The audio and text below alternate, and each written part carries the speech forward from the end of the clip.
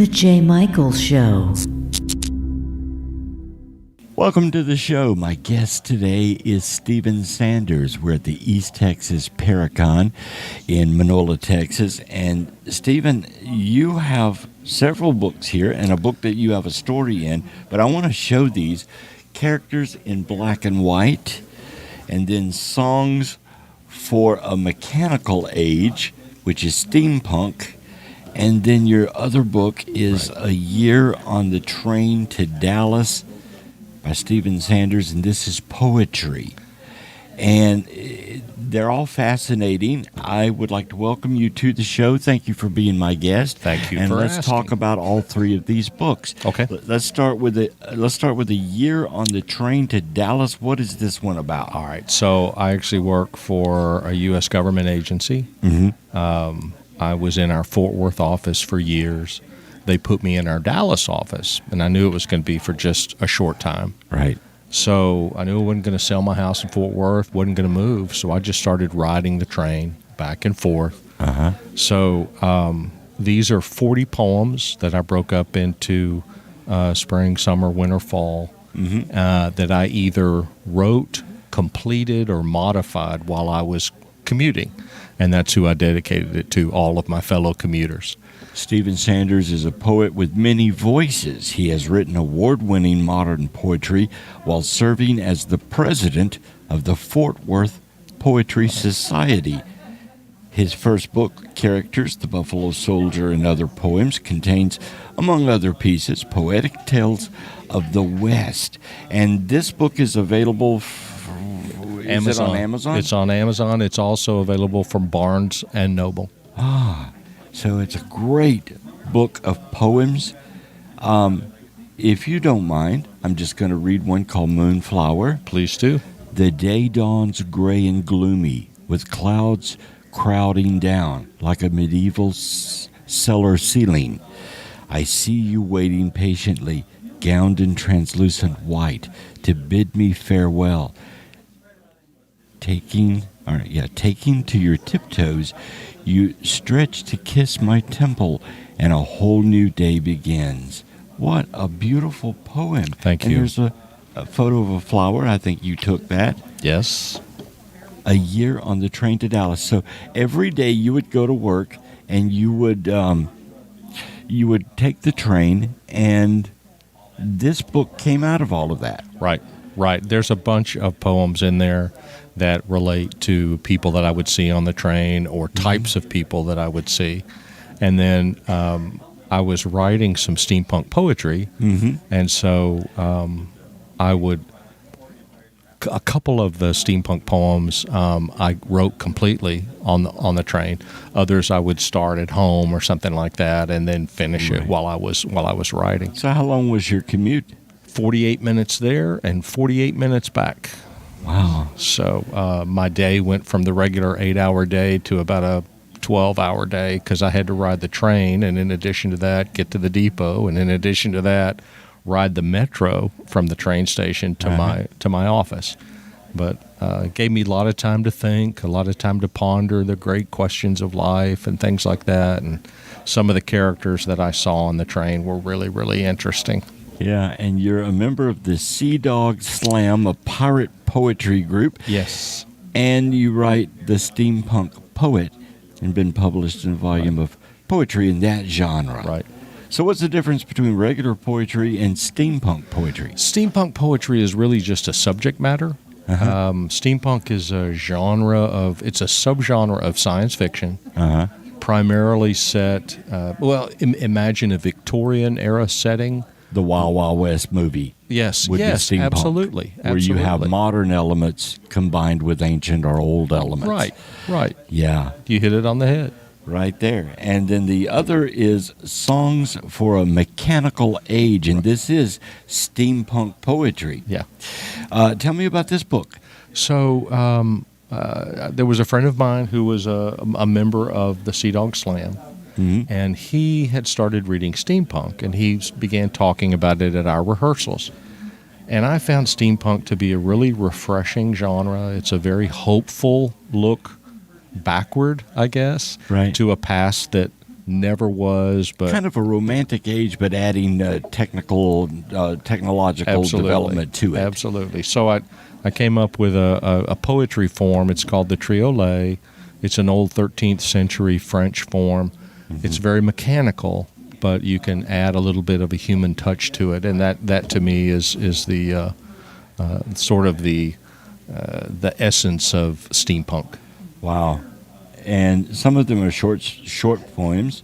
Well, some of them are longer. Yeah, the triolet. I did some other poetry at the end of the book, but it's primarily triolets. Triolets are only 8 lines, and it's very mechanical. The first 2 lines and the last 2 lines have to mirror each other, and the first line and the fourth line have to mirror each other. But if you play with the phrasing, play with the punctuation, you can add kind of a human touch to it. And to me, that's steampunk. That's steampunk. And characters in black and white. No back notes on the back of this one. No. Tell me what this book is about. Well, it's kind of a combination of 2 parts of me. I first began writing when I was in high school, and there are some of my high school poems in there. Some of the things I wrote while I was in the Army in there.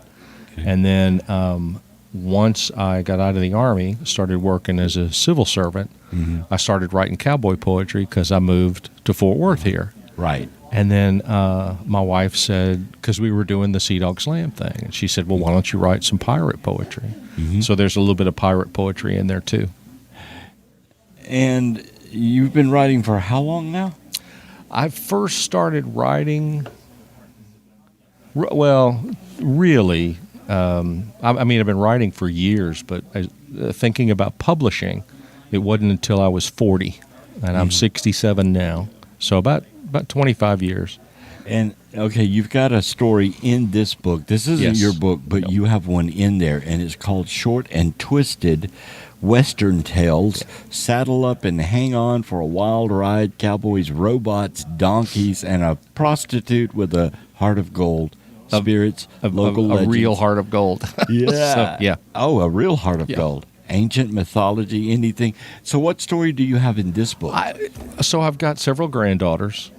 And when I was a kid, I loved Pecos Bill and Paul Bunyan and characters like that.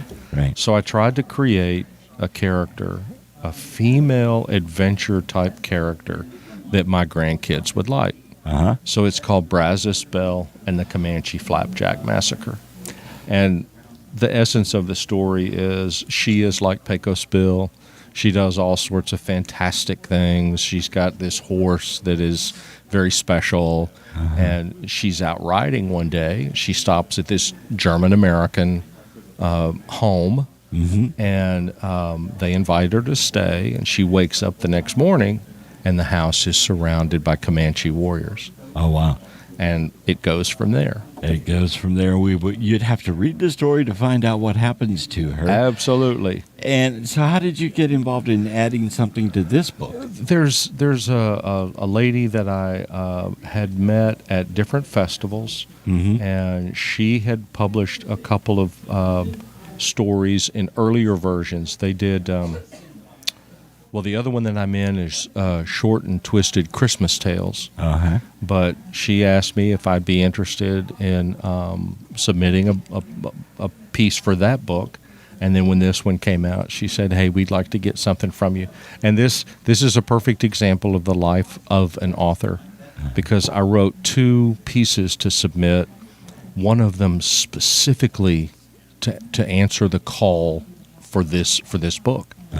The other one was the Brazos Belle, which I had put together years ago and submitted. I think I got an honorable mention for that one. Right. But they did not select the piece that I had specifically written for this, but they took the Brazos Belle one. So you just never know.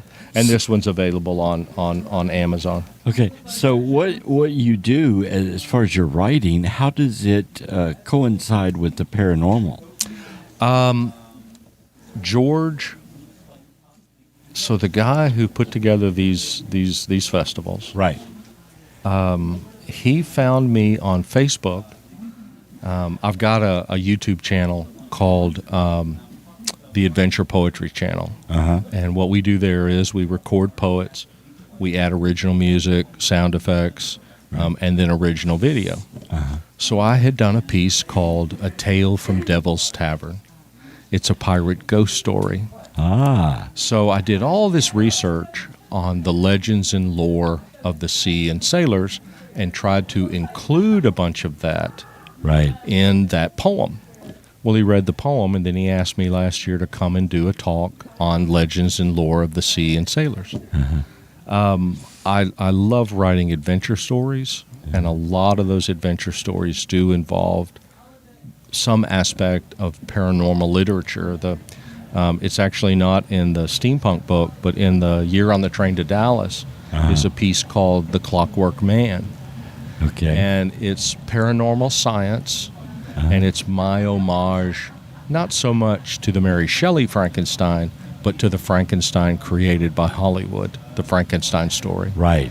So that's, for me, it's a matter of the paranormal inspiring me. I write for two different reasons. Either I'm inspired or I'm commissioned. Right. And a lot of times I commission myself, but like the night at Devil's Tavern, I've got a real good friend, Cricket Baker, who wrote a book called The Ghosting of Gods. And we were on the phone, and I was talking about some of the stuff I was doing with the Sea Dogs. And she said, well, have you ever written a pirate ghost story? And immediately in my mind, she walks the deck at midnight. Right. Her hair, I can't remember exactly what it is now. Of course, here as I'm sitting here with you, but the four lines just came to me, and it wound up being about a 28 stanza ballad. That is probably one of my most requested pieces. So if somebody wanted one of these books, can they get one autographed from you? They certainly can. They can find me on Facebook, and I'll be happy to. They can communicate with me that way. The Songs for Mechanical Age is also on 48 different streaming services around the world. We recorded the book. An audio book. Right. And so you can Are download you it reading that it? way. Yes, I am. Okay. And once again, we added sound effects and music. But if somebody wants an autographed copy, they can communicate with me through Facebook, and I'll be happy to mail them out one. And if they just want to buy the book, is it available on Amazon? All of these books, well, Characters is out of print. Okay. I've got a few copies, but it is no longer in print. Okay. But the other books are available on Amazon and Barnes and Noble. Barnes and Noble and Amazon. Yes, sir. Songs for a Mechanical Age. Now it's steampunk poetry. We talked about that. I'm just fascinated by how you said that you put them together, because every other line has to be. Tell me about that like again. I said, so the triolet, it was developed by a 13th century French monk, and originally it was all religious poetry. Okay. And then there was a time where it tried to be the limerick. A lot of people were trying to make it a humorous poetry form, and that didn't work. So Thomas Hardy picked it up again during the Victorian era and turned it into a more serious type of poetry. But the rules are, it's generally iambic pentameter. It doesn't always have to be, but it has to. The first two lines and the last two lines have to mirror each other, and the first line and the fourth line have to be the same. And if you'd like, I'll give you an example. Okay, yeah, like mirror each other. What are you saying there? They have to be exactly the same. Read me one that you can explain that with. So, into the night. Okay. Follow me into the night, and I'll take you where you want to go. Pull down your hat and douse that light. Follow me. Now, see, the fourth line is follow me into the night, but I put a period at the end of follow me. So it goes, pull down your hat and douse that light. Follow me. Into the night, we'll let our souls take flight and learn what others dare not know. Follow me into the night, and I'll take you where you want to go. Yeah. So the Yeah. first two and the last two have to be the same line, and then the first and fourth line have to be the same. But if you play with the punctuation, you can kind of change it up a little bit. Right. Add that human touch.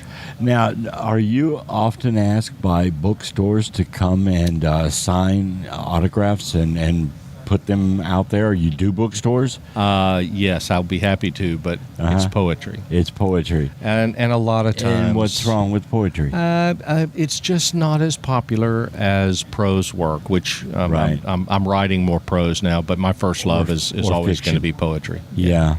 Okay. And I'm fascinated by this one, the year on the train to Dallas, because this is you on a train writing these, and Fort Worth to Dallas and back. Tell me about some of this. Tell me a story from that adventure. So there was one young lady, and I'll get in trouble with my wife if she hears this, but there was one young lady who she would get on the train the second stop after me. And I mean, she would sometimes dress provocatively. Oh. And I looked around, and it wasn't just me that was responding to her. Well, yeah. I will never forget, there was an older, heavier woman who was sitting across from me.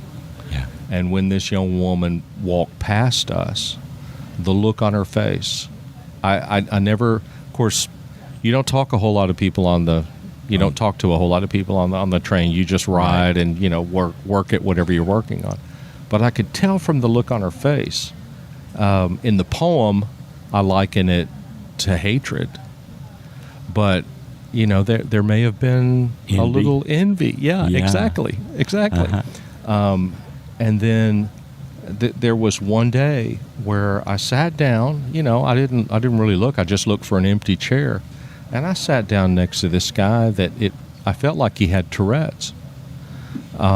He would start laughing. I mean, nobody was talking, but he would start laughing at inappropriate moments. He got very stiff at one point. But it's just amazing the people that you run into. But my favorite story. So I got on the train. Which story was the one about the provocative woman? Just so here. if someone wants to look for it. Yeah. That one is called Poetry in Motion. Poetry in Motion. Yeah. Okay. And you were about to tell another story. I interrupted you. No, that's quite all right. But my favorite story out of there. So I'm sitting there, and it's a gray day. It's an ugly day, and I wrote this poem called Crayons, and I was saying that I could, with a box of crayons, I would need very few to paint the day, and it's all blues and blacks and grays. Yeah. Except for the little old man that got on at this one-stop medical market center.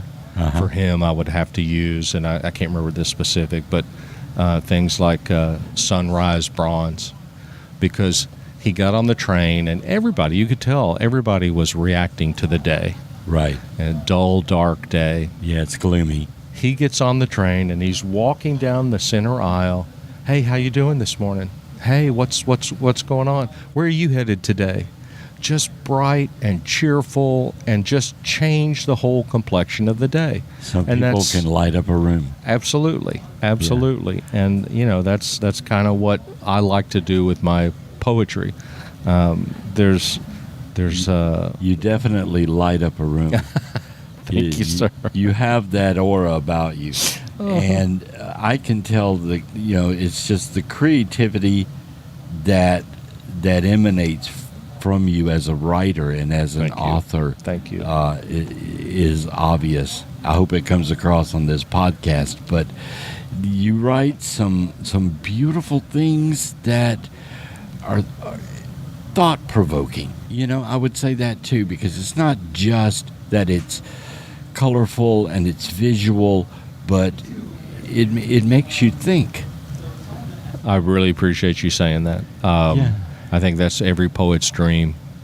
I love it when somebody reads one of my pieces. As a matter of fact, there's a piece in here that talks about, it kind of compares reading poetry with eating. Oh. And you come across somebody they're sort of full, but they still keep reading, and they look up at you guiltily because maybe they've spilt some salt on your book or something.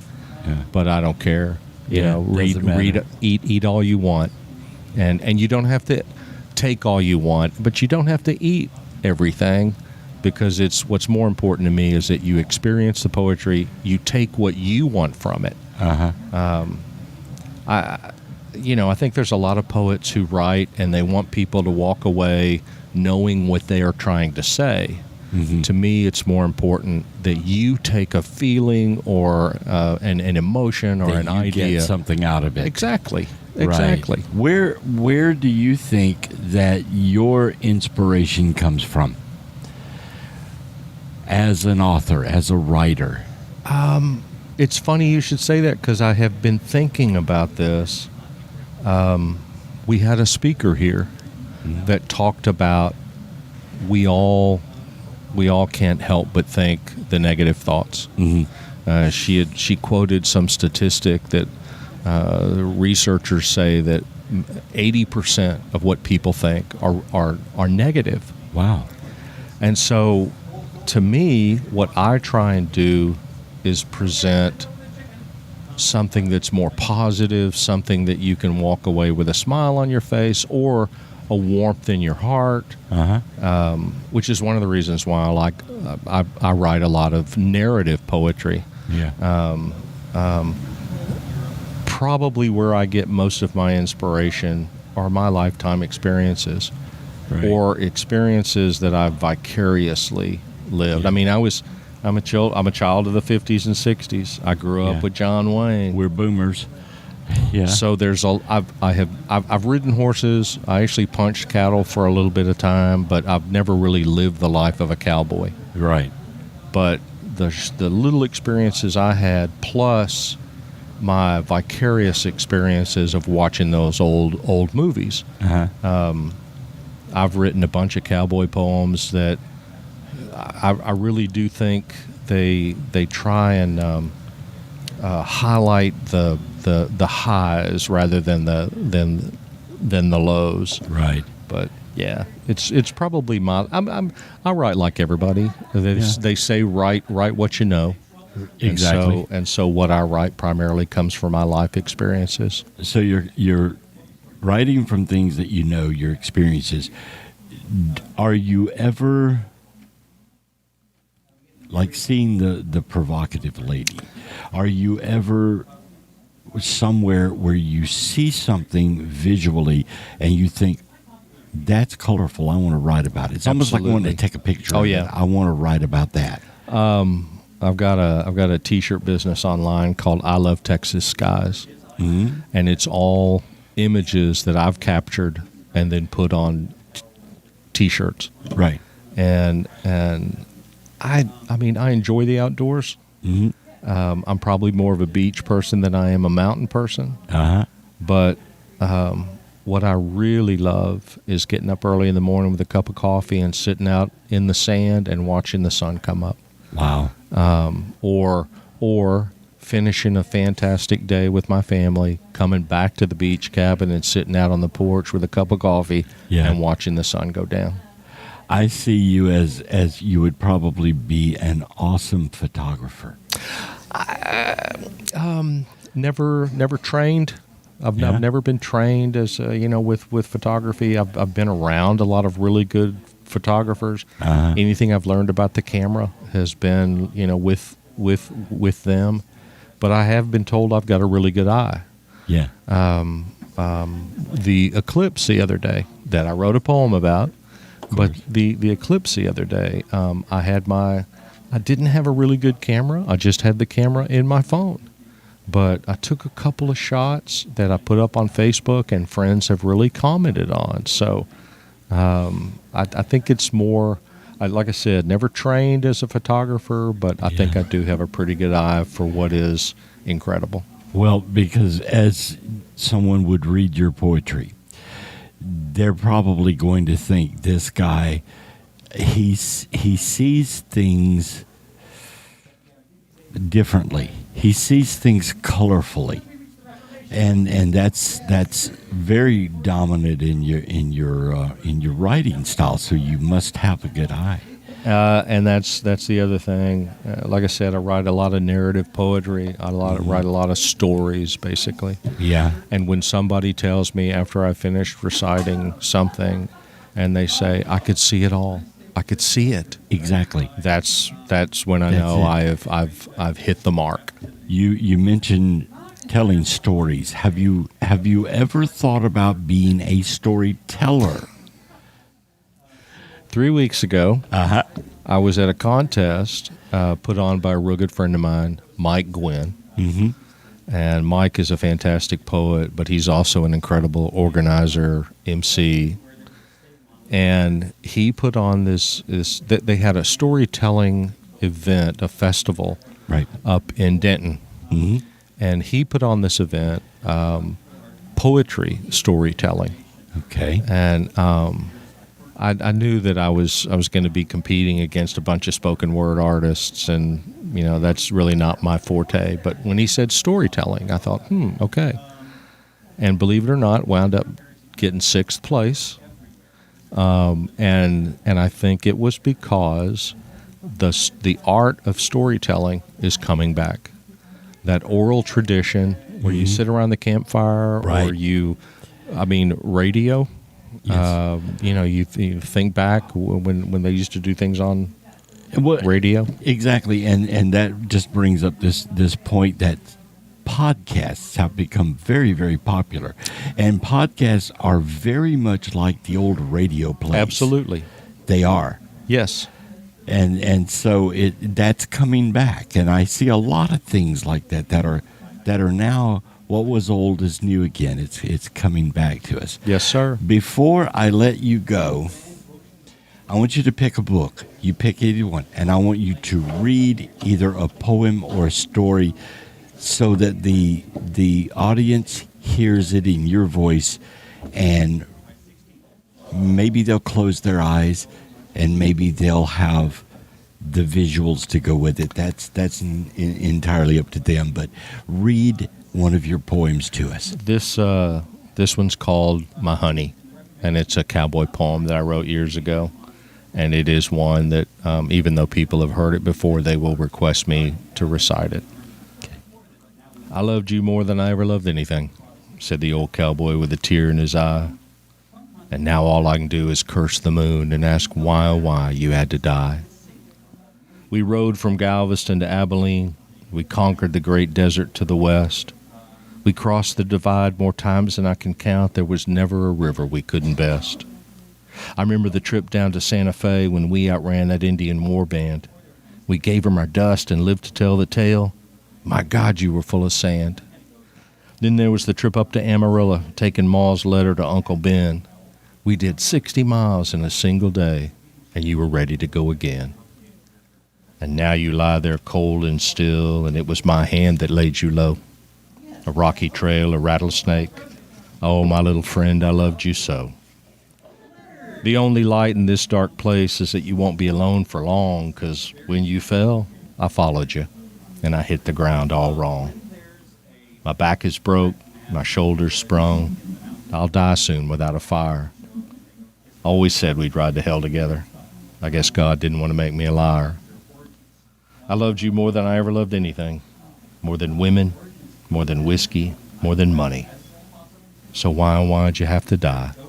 My game little Mustang, my honey." Wow. My guest is Stephen Sanders. You can pick up his books on Amazon, and definitely do that. Thank you so much for being on my show. Thank you for having me. Appreciate it. You're welcome.